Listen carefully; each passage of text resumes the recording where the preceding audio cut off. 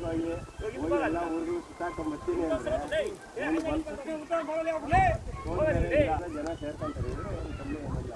ಸಂತೋಷವಾಗಿ ಹೋಗಿ ಎಲ್ಲ ಸುತ್ತಾಕೊಂಡ್ ಬರ್ತೀನಿ ಅಂದ್ರೆ ಸೀದಾ ಹೋಗೋಣ.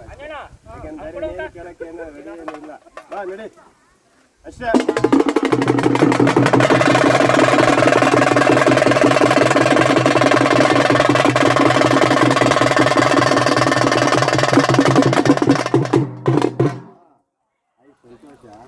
ಇನ್ನೇನು ಅಂದರೆ ಈಗ ಅಖಂಡ ಪೂಜೆ ಒಂದು ಇವ್ರಿಗೆ ಈಗ ಹೇಳೋ ವ್ಯವಸ್ಥೆ ಇದೆ.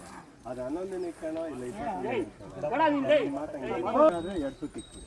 ಸೈಡಲ್ಲಿ ಎಣ್ಣೆ ಹಚ್ಕೊಂಡಾಗ ಸಪೋರ್ಟ್ ಇರುತ್ತೆ.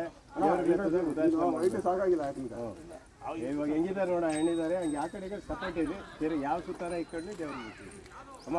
ಈಗ 11 ದಿನ ಆದರೆ ಬಲ್ ಸುತ್ತು ಬಂದ್ಬಿಡು, 21 ದಿನ ಆದರೆ 2 ಸುತ್ತು ಬಂದ್ಬಿಡು. ನೀನು ಯಾವ್ದು ಹೇಳಿದ್ರೆ ಅಷ್ಟೇ ನಿರ್ಧಾರ. ಬಾ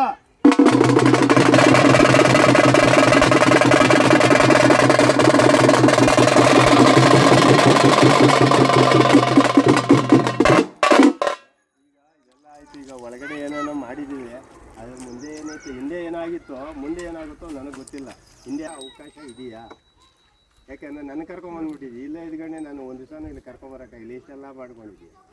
ಸ್ವಲ್ಪನೇ ಏನು ಅಂದರೆ ದೇವ್ರುಗಳು ಒಂದು ಸ್ವಲ್ಪ ಇದೆ ನನ್ನ ಅರ್ಥ ಆಗಿರುತ್ತೆ. ಬೇರೆ ಏನೋ ಮಾಡೋಂಥದ್ದು ಏನೋ ಇದ್ದರೆ ನೋಡಪ್ಪ ಒಂದು ಬಲ್ ಸುತ್ತಿಕ್ಕು, ಏನಾನ ಒಂದು ಯೋಚನೆ ಮಾಡೋಣ. ಏನೂ ಇಲ್ಲ ಅಂದರೆ 2 ಸುತ್ತು ಇಕ್ಬಿಡು.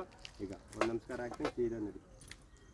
ಏನೋ ಬೇರೆ ಅವಶ್ಯಕತೆ ಇದೆಯಲ್ಲೇ ಇದ್ರೆ ಬಾ ಬಲ್ ಸುತ್ತು. ಏನಿಲ್ಲ ಅಂದರೆ ನಡಿ 2 ಸುತ್ತು ಬಾ. ಯಾವುದೋ ಒಂದು ಸುತ್ತು ಬರ್ತಾ ಇರೋ.